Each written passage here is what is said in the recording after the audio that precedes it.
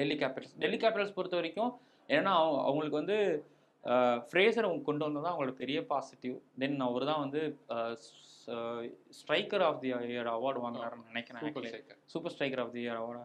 Literally Travis Head ஆடிட்டு இருக்கும்போது, brand of cricket ஆடிட்டு இருக்கும்போது அவங்க அந்த சேஞ்ச் அங்கே தான் நடந்துச்சு. ஒருவேளை அந்த சேஞ்ச் மேபி முன்னாடியே கொண்டு வந்தாங்கன்னா எடுத்துருந்தாங்கன்னா ஃப்ரேசரை உள்ள வச்சிருந்தாங்கன்னா ஃப்ரேசர் அடிக்கு எல்லாரும் காணாம போயிருந்திருப்பாங்க. பட் ஒரு பக்கம் சிஎஸ்கே கிட்ட அவங்க ஜெயிச்ச அந்த மொமெண்டம் வந்துச்சு இல்லையா, அந்த மொமெண்டம் வந்த உடனே அடுத்து ஃப்ரேசர் அவங்க இறக்கிறாங்க. ஏன்னா பேபி வார்னர் ஷா ஜெயிச்சு கொடுத்துட்டாங்க, அதனால அவங்களால மாற்ற முடியாமல் போயிடுச்சு.